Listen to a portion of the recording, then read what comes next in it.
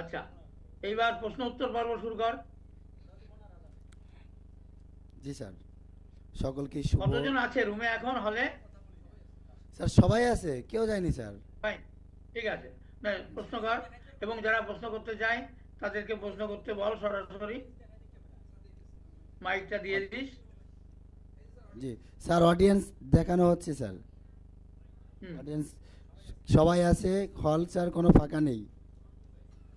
বেশ সুন্দর।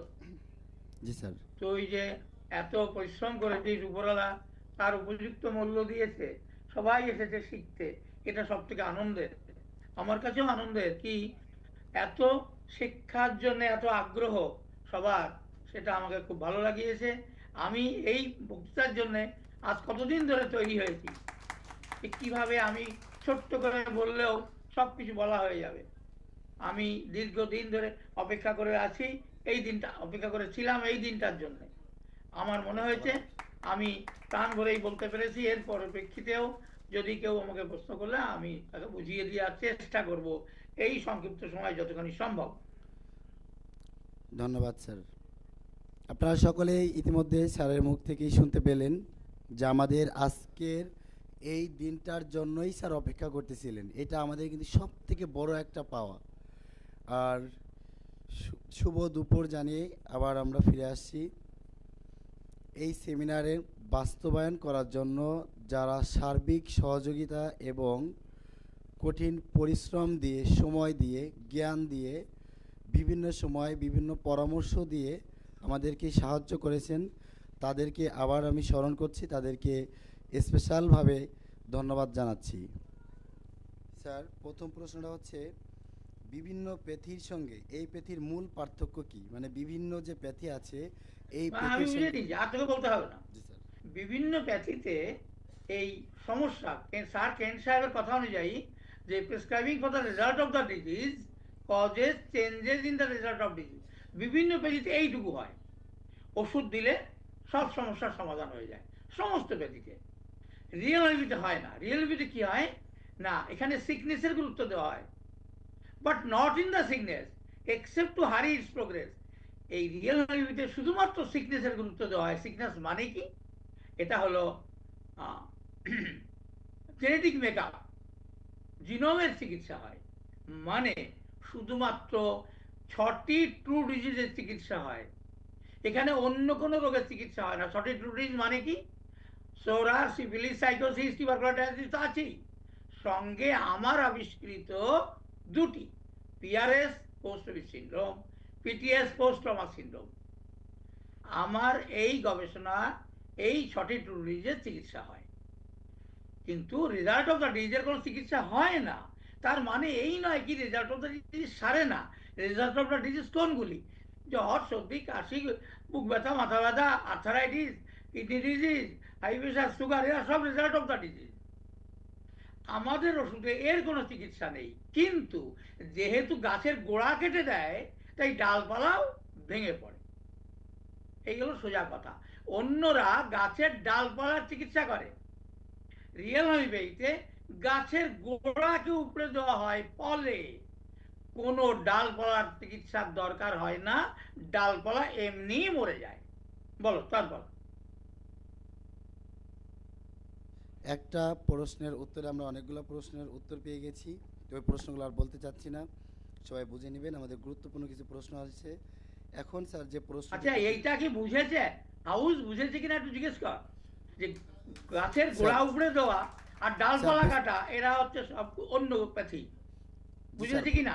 বুঝতে পেরেছে স্যার, আপনারা বুঝতে পেরেছেন? বেশ, বলো।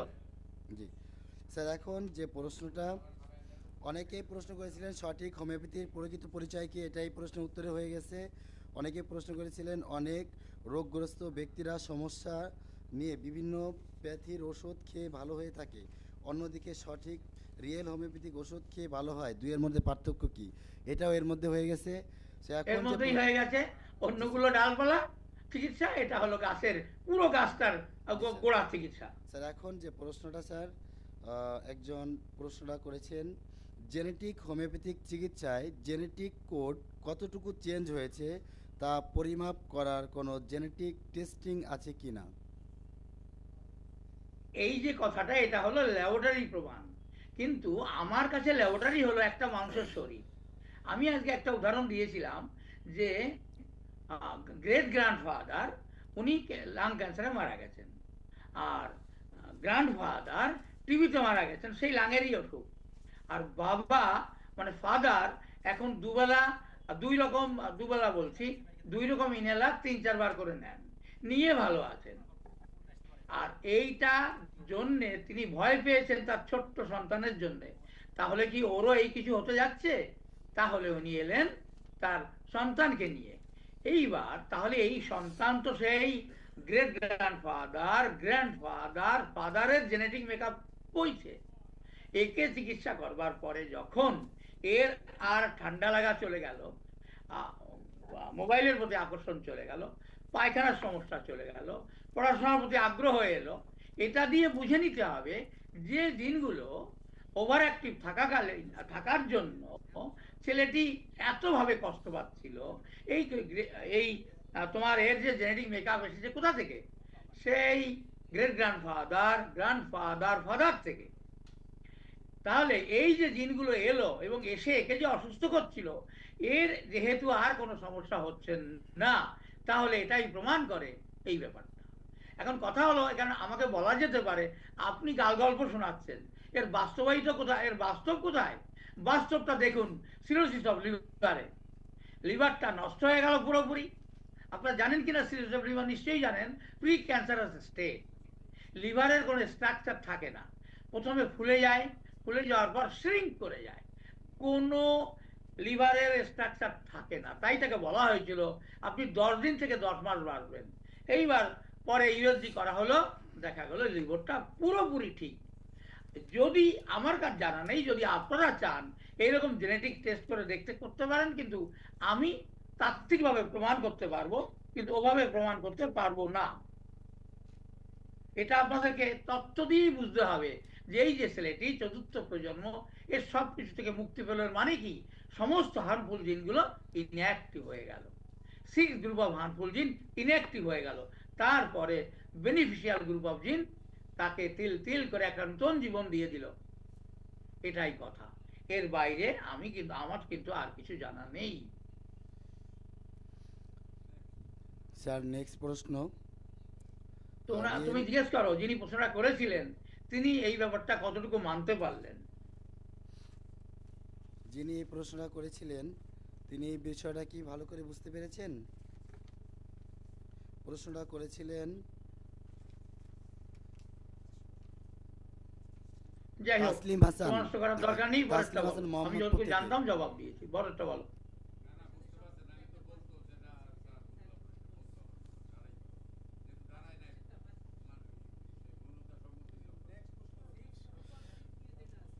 সিক্স, স্যার ইনি এর সঙ্গে আরেকটা প্রশ্ন করেছিলেন, সেটা জানতে চাচ্ছেন। সিক্স হ্যাঁ বলো। গ্রুপ অফ হার্মফুল জিন কি?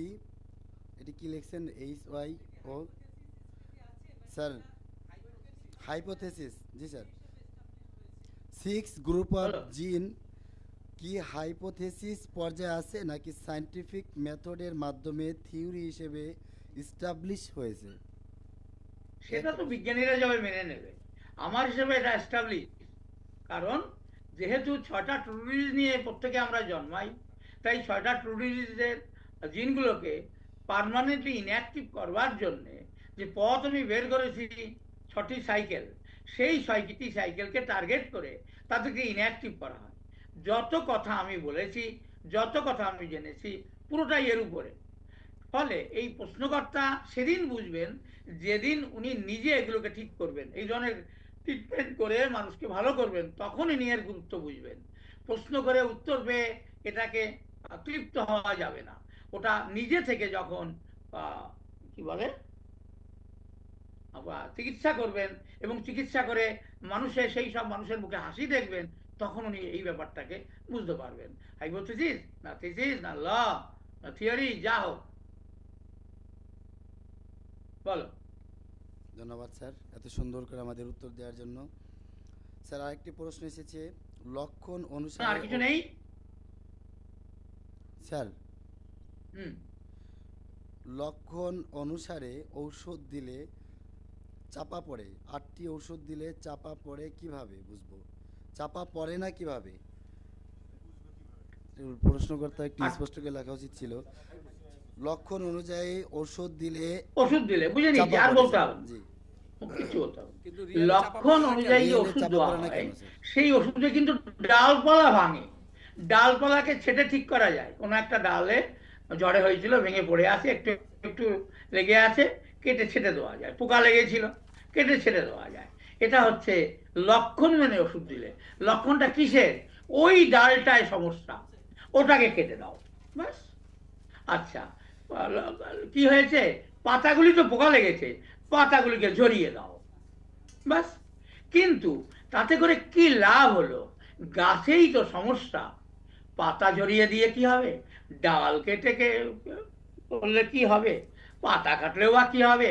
গাছের বডির মাঝ থেকে কেটে দিলেও বা কি হবে? গোড়া তো গোড়াই।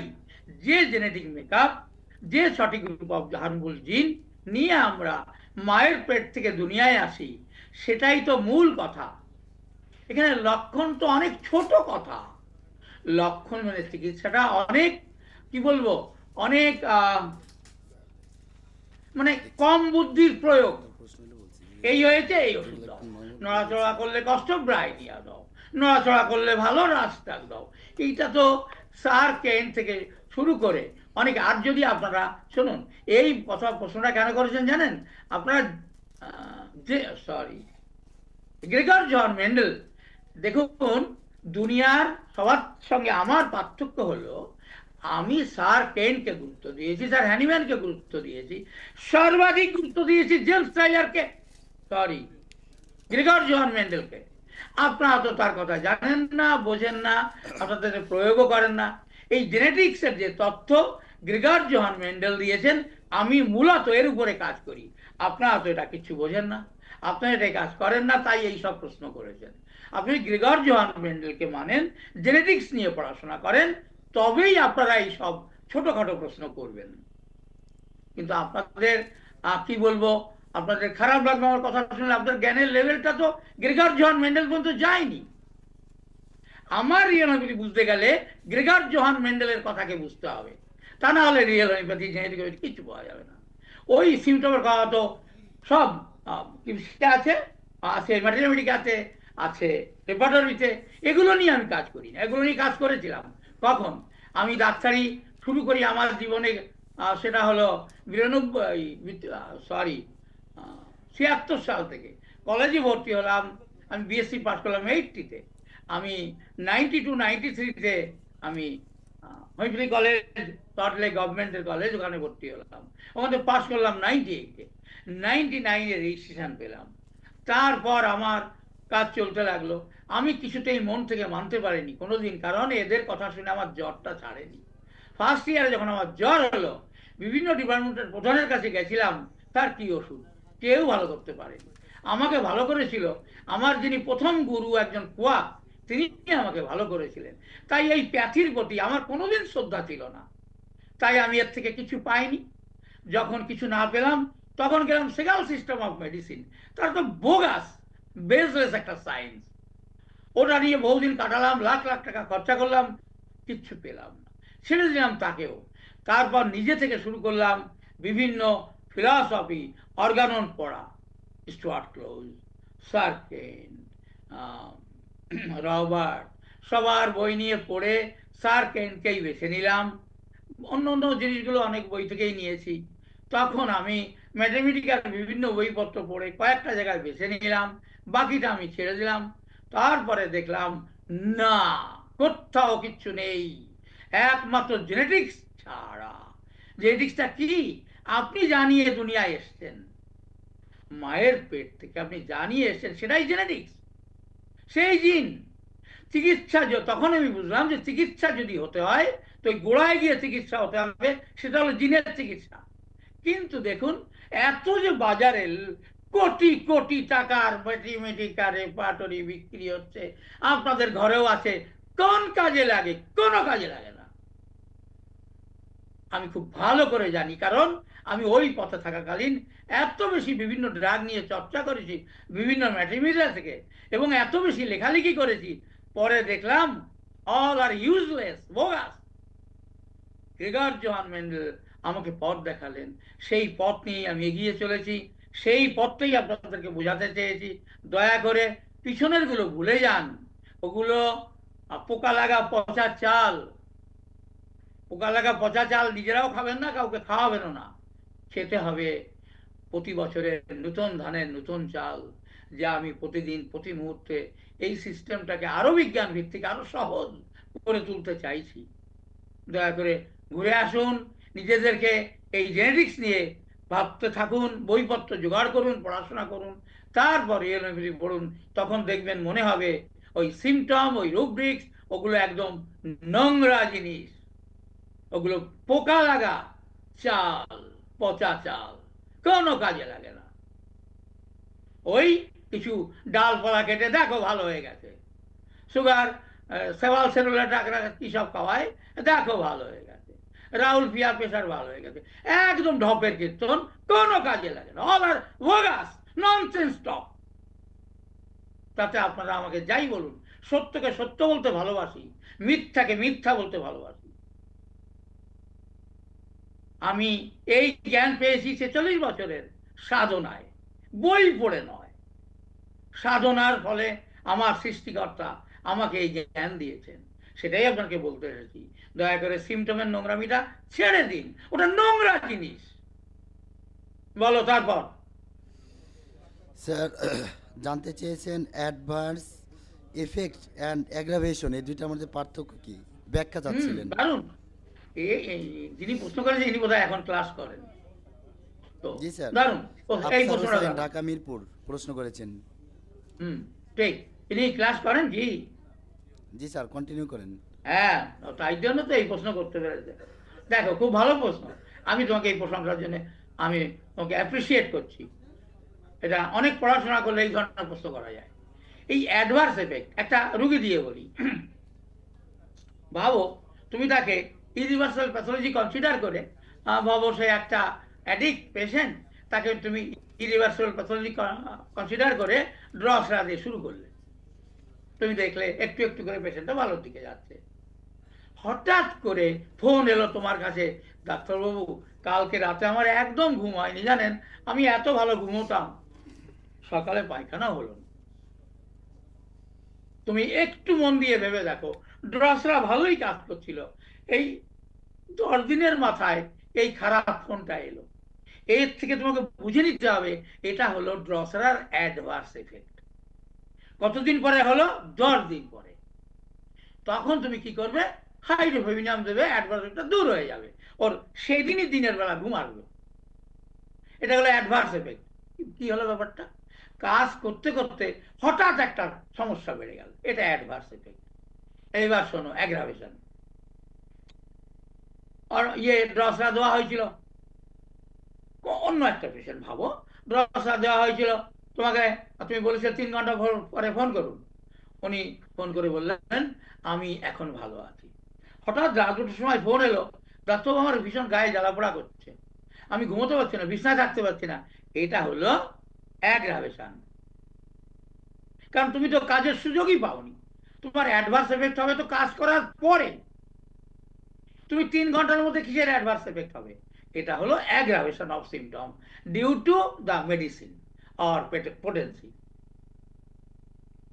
সেই জন্যে যদি এরকম তোমার হবে কি বলে অ্যাগ্রাভেশন হবে, তখন আমি লোয়ার পোটেন্সি যাব। তখন বলবো ঠিক আছে আপনি 200টা খেয়ে নিন। একটু পরেই ফোন আসবে, আসবে না কেন? ঘুমিয়ে গেছে। পরের দিন বলবে ওইটা খেয়ে আমি ঘুমিয়ে গেছিলাম। তাহলে দেখে নাও, অ্যাগ্রাভেশন হলে লোয়ার পোটেন্সি, হায়ার পোটেন্সিতে অ্যাগ্রাভেশন হলে লোয়ার পোটেন্সি। অন্যদিকে 3, 2, 1 দিতে দেওয়ার পরে হঠাৎ বাড়াবাড়ি হলো, এটা হলো অ্যাগ্রাভেশন। মানে যখন তুমি অনেকটা সময় পরে খারাপ খবর পাচ্ছ, এটা হলো অ্যাডভার্স এফেক্ট। আর যখন 1-2 ঘন্টা পরে বা 6 ঘন্টা 12 ঘন্টা পরে তুমি জানতে পারছো খারাপ কথা, ওটা হলো অ্যাগ্রাভেশন। নিশ্চয়ই বুঝতে পেরেছে? জিজ্ঞেস কর। আফসার ভাই বুঝতে পেরেছেন? স্যার বুঝতে পেরেছে। হ্যাঁ, আরেকবার সংক্ষেপে বলে দিই, অনেক ঘন্টা পরে যদি খারাপ হয় তাহলে বুঝতে হবে অনেক ঘন্টা পরে যদি ইয়ে হয়, কি বলেন না, স্যার খারাপ হয় বলছেন? খারাপ হয়, সেটাকে বলা হয়, অনেক দিন পরে যে খারাপ হয় ওটা হলো অ্যাডভার্স এফেক্ট, আর কয়েক ঘন্টা পরে যে খারাপ হয় ওটা হলো অ্যাগ্রাভেশন। এলো সংক্ষেপে, বলো তারপর। স্যার পিআরএস আমাদের সবার শরীরেই উপস্থিত। সরাসরি কুকুর বিড়ালে কামড় দিলে জলাতঙ্ক রোগের প্রতিষেধক হিসেবে হাইড্রোফোমিনাম দিতে পারবো কিনা, বা না, জলাতঙ্ক রোগ দেখা দিলে আমরা চিকিৎসা করব কিনা, না, আর বলি এর ডিটেলসে, পাশাপাশি কোনো ডিটেলসে ভ্যাকসিন বলি, দিতে হবে কিনা স্যার, বলি জলাতঙ্কের কোনো ডিটেলসে ভ্যাকসিন বলি, দিতে হবে কিনা? ডিটেলসে বলছি। আমরা সবাই 6টা হার্মফুল গ্রুপ অফ জিন নিয়ে আসি, তার মধ্যে পিআরএস থাকে। এই পিআরএস আর এই কুকুরে কামড়ানো জলাতঙ্ক এর মধ্যে কিন্তু কোনো সম্পর্ক নেই। এই পিআরএস ঢুকেছিল সৃষ্টির আদিতে, কিন্তু এখন তুমি এই ড্রপসটা কি করতে, সরি হাইড্রোফোন কি করতে পারবে শোনো, সেটা হলো আজকে যাকে কুকুরে কামড়েছে আর কামড়ায়নি, সে চিকিৎসা নিয়েছে, ভ্যাকসিন নিয়েছে, যা করেছে করবে, এর পরে যে অ্যাডভার্স এফেক্ট হবে, কেন শুধু কুকুরে, কেন গো, সাপে কামড়েছে, এখনো লোকটা সঠিকভাবে সুস্থতা পায়নি, হসপিটালে চিকিৎসা হয়েছিল। অন্য কিছুতে কামড়েছে, অনেক চিকিৎসা হয়েছিল হসপিটালে, কিন্তু স্বাভাবিক জীবনে ফেরেনি। কুকুরের ভ্যাকসিন নিয়েছিল, স্বাভাবিক জীবনে ফেরেনি, কিছু সমস্যা রয়েই গেছে। এই ক্ষেত্রে হাইড্রোফোন কাজ করবে, কিন্তু তুমি কাউকে সাহস দিও না, কাউকে মিথ্যা প্রতিশ্রুতি দিও না যে এই যে আমি ওষুধ দিচ্ছি এটাই ভালো হবে, এটি প্লিজ করো না, কারণ আমার কাছে কোনো পরিসংখ্যান নেই, তুমিও করবে না। ওকে বলবে তো কুকুরে কামড়েছে, তুমি চাইলে ওকে আইডিএম সিএম খাইয়ে দাও, কিন্তু ওকে হসপিটালে পাঠাও, ভ্যাকসিন দিতে বলো, বলো। যে প্রশ্নগুলো আসছে স্যার এগুলো ম্যাক্সিমাম উত্তর হয়ে গেছে, আর অনেকেই প্রশ্ন করেছেন যে কি করে ভর্তি হওয়া যায় এবং স্যারের ইনস্টিটিউটে কিভাবে পড়াশোনা করা যায়। এই ব্যাপারে সরাসরি কয়েকজন লোকের নাম বলে দিচ্ছি, তাদের সঙ্গে যোগাযোগ করতে পারেন। সবার প্রথম ডাক্তার মোহাম্মদ রশিদ আহমেদ, মানে হচ্ছে আমি, অথবা আমাদের একটা যেটা সকালে বলেছি একবার, real homeopathy active BD group নামে একটা গ্রুপ আছে, এই গ্রুপে যুক্ত হতে পারেন। যুক্ত হলে সমস্ত আপডেট তথ্য এই গ্রুপে পাবেন। আর ডাক্তার মোহাম্মদ মোজাহিদ হোসেন রংপুর, ইনার সঙ্গে যোগাযোগ করতে পারেন। যারা ঢাকার মধ্যে রয়েছেন, মেয়েদের ভিতর থেকে যারা যোগাযোগ করতে ইচ্ছুক, মেয়েদের সঙ্গে 2জন লোক রয়েছেন, ফরিদাস ইয়াসমিন আপা একজন, আরেকজন আছে তাহেরা নাসিম আপা, 2জন। আর পুরুষদের মধ্যে রয়েছেন আমাদের ওই কুষ্টিয়া থেকে নজরুল ভাই, তারপর হচ্ছে ঝালকাঠি থেকে আমাদের মাখনলাল দাদা। এই যে কজন ব্যক্তির নাম বললাম, আদার্স আরও যোগাযোগ করতে পারেন, কোনো সমস্যা নেই। এই কজন সরাসরি যোগাযোগ করলে একদম আপডেট সমস্ত তথ্য জানতে পারবেন। স্যার অনেকেই আপনাকে একটা লিখিত একটা দাবি জানিয়েছেন স্যার, যা ইনি লিখছেন, বাংলাদেশের ছাত্রদের কথা চিন্তা করে, বাংলাদেশের আপনার জন্মস্থান সেই কথা চিন্তা করে বাংলাদেশের রিয়েল হোমিওপ্যাথিকে এগিয়ে নেওয়ার লক্ষ্যে আপনার উপস্থিতি একটি সেমিনার করার বিশেষ আবেদন জানাচ্ছি। এভাবে কিছু প্রশ্ন এসেছে বা দাবি জানিয়েছেন এবং অনেকে মন্তব্য করেছেন আজকে প্রস্তাব। প্রোগ্রামটা। শোনো, এই প্রসঙ্গে আমি নিশ্চয়ই বলবো। এই যে আজকে আমি যে কথাগুলি বললাম, এগুলি আমি ওখানে গিয়ে বলা আর এখান থেকে বলা, তো দুইয়ের মধ্যে কোনো পার্থক্য থাকতে পারে না। কথা হলো আমার উপস্থিতিটাই বড় কথা। আমি যতদিন বেঁচে আছি, তোমরা যখনই ডাকবে আমি অনলাইনে থাকবো, কারণ আমার এখন বয়স হয়েছে, আমার শরীরে অত এখন নিতে পারে না, তবুও আমার এখানে আমি বিভিন্ন জায়গায় যেখানে গাড়ি করে যেতে পারি, আমার নিজের গাড়ি করে সেসব জায়গায় যাই, অন্য কোথাও আমি যাই না, মানে যেতে পারি না। তার থেকেও বড় কথা, আমার জীবনের সময় সংক্ষিপ্ত হয়ে আসছে, আমার এখনো অনেক লেখালেখি বাকি, বইটা অনুবাদে হাত দিয়েছি, সে কাজ পড়ে আছে, তারপরে ইংরাজি ক্লাস নিতে হয়, তাদের জন্য আলাদা করে কিছু ভাবতে হয়, সেইগুলো অবশ্য পাওয়া যাবে। আমার এবছর হয়তো পারবো, যদি উপরওয়ালা রাজি থাকেন, সেটা হলো লেসার রাইটিং এর উপর ইংরাজিতে একটা বই বেরোবে, সেই বইতে লেটেস্ট আইডিয়াটা থাকবে। কিন্তু তোমরা এই বই, অনেক কথা আছে যা বইতে লেখা যায় না, সাদা কাগজে কালো কালিতে লেখা যায় না এমন অনেক কিছু আছে যেগুলি আলোচনা করা যায় ক্লাসে ভর্তি হলে। তোমাদের যাবতীয় প্রশ্নের জবাব, তোমাদের মনের যাবতীয় ক্ষুধা মেটাবার জন্য আমি তৈরি রয়েছি যতক্ষণ আমি বাঁচব। কিন্তু আমাকে কাছে পেতে হবে এই রকম দাবিটা অযৌক্তিক, কারণ এখন গ্লোবাল ভিলেজ। এখন আমার বাড়িও যা, তোমার বাড়িও তাই, তোমার দেশ আমার দেশ অন্য অন্য দেশ, একই কথা। তোমরা এইরকম ছোট মনের পরিচয় দিও না, বরং চাও যে আমরা কি করে আরো এগিয়ে নিয়ে যাব রিয়েল হোমিওপ্যাথিকে, সেই মত পথ দেখান, সেটা আমি জানি। আর আজকে ওই মুজাহিদ সাহেব বোধহয় বলছিলেন যে বাংলাদেশে ওই এদেশে যেমন আছে বিভিন্ন ওই আম, কি জানো আমরা করি, হ্যাঁ, চ্যারিটেবল ক্লিনিক। Sir OPD. এইরকম চ্যারিটেবল ক্লিনিক বিভিন্ন জেলায় জেলায় সাব ডিভিশনে সাব ডিভিশনে হওয়া উচিত। তাহলে কিন্তু রিয়েলিটিতে এগোবে। এবং তোমরা যত বেশি রুগী দেখবে, দেখো আমি ড্রসরা আবিষ্কার করেছি 4টে জেলখানায় রুগীদের চিকিৎসা করতে গিয়ে, 4টে জেলখানায় কয়েক হাজার কনভিক্টকে আমি ওষুধ দিয়ে এখন চিকিৎসা করি। তারা আগে অ্যালোপ্যাথের কাছে যেত, এখন যায় না। এখন সবাই আমার জন্য অপেক্ষা করে থাকে। ওখানে আমি ছেলেদেরকে তৈরি করেছি যে তোমরা, আমি যে আসবো না, তোমরা কিভাবে ওষুধ দেবে, সেই ওষুধ ওখানে দেওয়া আছে। আমি লাখ লাখ টাকা খরচা করছি জেলখানার জন্য, নিজের পকেটের পয়সা।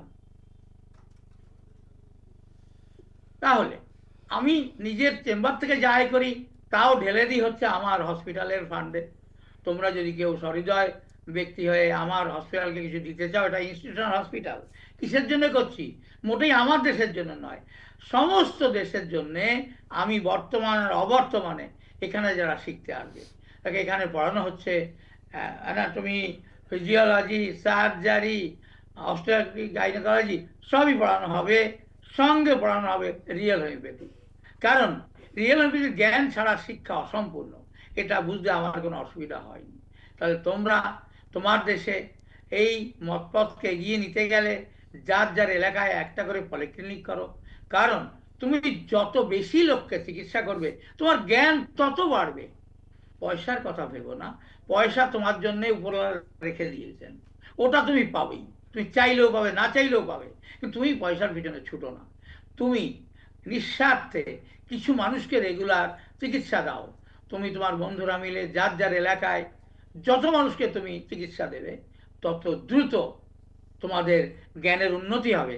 কারণ যখনই ধাক্কা খাবে আমাকে ফোন করবে, আমি বলে দেবো, রুগী ভালো হবে, তুমি উৎসাহিত হবে। বাংলাদেশের কোনায় কোনায় ছড়িয়ে পড়বে রিয়েল হোমিওপ্যাথি, সবাই জয় জয়কার দেবে তোমাদের নামে। ওটা আমার অনেক বড় সান্ত্বনা। আমি সেই দিনের স্বপ্ন দেখি যখন তোমার দেশে বিভিন্ন এলাকায় এলাকায় এই চ্যারিটেবল ক্লিনিক হবে, তোমরা তাদেরকে ওষুধ দেবে, তারা ভালো হবে। তাদের কথা শুনে বড়লোকরা তোমাদের কাছে দেখাতে আসবে, তখন তুমি তোমার টাকা পয়সা পেয়ে যাবে। কিন্তু প্রথমে এই যে আমি জেলখানায় যে এত টাকা ঢালছি, লাখো লাখো টাকা ঢালছি এতগুলো জেলখানায়, নিশ্চয়ই কোনো উদ্দেশ্য আছে। এরা যখন বাইরে বেরোবে একটা সঠিক মানুষ হয়ে বেরোবে, ওরা ক্রিমিনাল হয়ে বেরোবে না। অথচ নাম হলো কি জানো, কারেকশনাল হোম। এরা কারেকশন করে। কি করে কারেকশন করবে? তার মধ্যে রয়েছে জিন, যে জিনগুলো হচ্ছে হার্মফুল জিন বাইছে, তাদেরকে চিকিৎসা না করে ওদেরকে কারেকশন করছে। গোটা বিশ্বে চিকিৎসা পদ্ধতি ভুলে ভরা। যখন সত্যিকারের তোমরা গ্রেগর জোহান মেন্ডেলকে বুঝবে আর আমার রিয়েল হোমিওপ্যাথিকে বুঝবে, তখন বুঝতে পারবে সত্যি সত্যি গোটা দুনিয়া ভুল পথে চলেছে চিকিৎসার নামে। আমাকে একটা আমার পেশেন্ট শুনিয়েছিল, ডাক্তারবাবু প্রতি বছর এত হসপিটাল বাড়ছে কেন জানেন? এটা একটা, প্রথম কথা এটা একটা ব্যবসা, আর এরা তল খুঁজে পাচ্ছে না কিসের চিকিৎসা দেবে, কোথায় চিকিৎসা করবে, কিসের চিকিৎসা করবে, এসব খুঁজে পাচ্ছে না, তাই গেলে হসপিটালই বাড়িয়ে চলেছে। আমি দেখলাম এ একটা সাধারণ মানুষ, ও বলেছিল অনেক দুঃখে ওর বাবাকে চিকিৎসা করতে ওরা ভিখারি হয়ে গেছে, লাখো লাখো টাকা খরচা করে বাবা মারা গেলেন। তাহলে তোমরা অন্তত বোঝো যে চিকিৎসা পদ্ধতিটা ওভাবে নয়। সমস্যার জন্য চিকিৎসা হবে না, চিকিৎসা হবে সমস্যার উৎসের জন্য, মানে জিনের জন্য, মানে জেনেটিক মেকআপের জন্য, যা আমরা এনেছি মায়ের পেট থেকে, বাবা মায়ের দুটো গ্যামেট থেকে। চিকিৎসা সব ক্ষেত্রে তারই হবে। কখনো জ্বর, সর্দি, কাশি, ক্যান্সার, প্রেশার, সুগার, কিছু চিকিৎসা হবে না, হতে নেই। কেন? তার কেন তার জবাব দিয়েছেন, তাহলে দিনে দিনে অন্ধকারে তলিয়ে যেতে হবে মানুষটিকে। সেটা নিশ্চয়ই তোমরা চাও না। আর এটা বুঝে আগে নিজের কাজে লাগাও। তুমিও তো ভাবছো তোমাকেও একদিন তোমার পূর্বপুরুষের রোগে ভুগে মরতে হবে। নিজেকে বাঁচাও, বাঁচাবার চেষ্টা করো। এই মত পথটাকে বুঝে নাও। রুগীর কথা পরে ভাববে, আগে নিজের কথা ভাবো। তুমি কি করবে?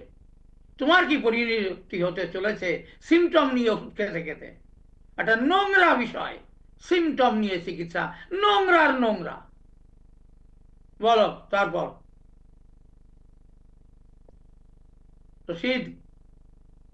জি স্যার। স্যার আপাতত প্রশ্ন শেষ, তবে একটি প্রশ্ন লিখিত দিন, লিখিত দিন, লিখিত দিন, লিখিত দিন, লিখিত দিন, যদি করা যায় দেখছি। স্যার একটি প্রশ্ন জানতে চেয়েছেন যে যারা 65 ডোজের আপডেট তো ক্লাসে দিতে চাইছেন টোটালি। স্যার আমাদের হ্যাঁ, মোটামুটি যে প্রশ্নগুলো ছিল প্রশ্নগুলো শেষ, তবে একটি প্রশ্ন। ওই 65 ডোজের কথা তুই যে জি মুখ স্যার। দিয়ে বাড়ালে, বার করলে ওটাই বলে দিই। জি স্যার। 65 ডোজ আগে যেটা ছিল, ওই মতপথটা এখন আর মেনে চলা হয় না। কারণ ওর কিছু ত্রুটি বিচ্যুতি ধরা পড়েছে জেলখানায় গিয়ে। এত সংখ্যক রুগী তো আমি কোনোদিন দেখিনি একসঙ্গে। আমাকে এক একদিন 150 থেকে 200 রুগী দেখতে হয়, বুঝলে, যেদিন জেলখানায় ডিউটি থাকে। এদের উপর খোঁজ খবর করতে গিয়ে বুঝতে পারলাম, না, হাইড্রোফোবিনাম একা অসহায়। হাইড্রোফোবিনাম তাদের জন্য যে রিভার্সিবল প্যাথোলজি, ইরিভার্সিবল প্যাথোলজি ড্রসরা। আর দেখো সেকেন্ড সাইকেলে যে সমস্ত আইডিয়া এতদিন কাজে লাগানো হতো, সেকেন্ড সাইকেল নিয়ে অনেক ভাবা হতো, ওর কোনো দরকার নেই। তার জন্যে প্রথম মেডিসিন হবে হাইড্রোফোবিনাম, ড্রসেরা, সিভিলিনাম, অথবা ড্রসেরা, হাইড্রোফোবিনাম, সিভিলিনাম। এইটা প্রয়োগ করার ফলে সেকেন্ড সাইকেলের মেডিসিনের আর কোনো দরকার নেই। ওই তিনটি মেডিসিন এই সেকেন্ড সাইকেলের ব্যবস্থাটা পরিষ্কার করে দিল। এর জন্যে এই লেটেস্ট আবিষ্কার আমাকে অনেক আনন্দ দেয়। আমি সেটাই তোমাদেরকে দেখালাম, ওই যে ওই পেজটা দেখালাম। কিন্তু ওইটা বোঝাতে না অনেক সময় লাগবে। কালকে একটা ক্লাসে তো বোঝানোই গেল না, ওর ইন্ট্রোডাকশন বলতেই 1 ঘন্টা চলে গেল। আর একটা ক্লাসে 3টে মেডিসিন বলেছিলাম 1 ঘন্টায়, আর কিছু বলতে পারিনি। এটা অনেক সোজা, কিন্তু শুরুতে অনেক কঠিন। একটু ভাবতে হবে তোমাদেরকে, কেমন? সেই জন্য আগের 65 ডোজকে এখন আর মান্যতা দেওয়া হয় না। এখনকার 65 ডোজ অনেক সুন্দর, অনেক পরিচ্ছন্ন, অনেক এফেক্টিভ। হুম, বল স্যার আপাতত রশিদ। আর আমাদের এখন প্রোগ্রামের কোনো প্রশ্ন নেই। আপনি মোটামুটি আমাদের উদ্দেশ্যে দু একটি কথা বলে আমাদেরকে ধন্যবাদ দিয়ে ঠিক শেষ ঠিক করলে ঠিক। ভালো হয়। আমি কারণ আপনিও আমি অনেক সময় যাবৎ কথা বলতেছেন, একটু রেস্টের দরকার সব কিছু মিলে। আমার কিছু দরকার হয় না। ঠিক আছে, তুই ছেড়ে দে, আমি কথা বলি। আমি বলতে চাইছি, এই যে গোটা দিন আমি শুনেছি আপনারা অনেকে অনেক দূর দূরান্ত থেকে এসেছেন। দেখুন, সেটা কথা নয়। আমি তার জন্য আপনাদেরকে কোনো সান্ত্বনা দেব না। আমি ধরে নিলাম আপনি আপনার পাশের বাড়ি থেকে এসেছেন। যদি কিছুমাত্র নতুন ধ্যান ধারণা আজকের আলোচনা থেকে পেয়ে থাকেন, ওটা অনেক বড় কথা। ওর দাম কয়েক কোটি টাকা। আপনি কত খরচা করেছেন? 1,000, 2,000, 10,000, 20,000? কিন্তু আজকে যে আমি বলেছি আপনাদেরকে, যদি এর মর্মার্থ বুঝে থাকেন, এর দাম হলো কয়েক কোটি টাকা। কেন বললাম? আপনি একটা মৃত্যু কি মানুষকে ভালো করে দিলেন, ওর জীবনের দাম কত কোটি টাকা? না, হয় না। তাই যদি হয়, তাহলে আজকে যা শুনতে এসছেন, যা শিখতে এসছেন, তার দাম হলো কয়েক কোটি টাকা।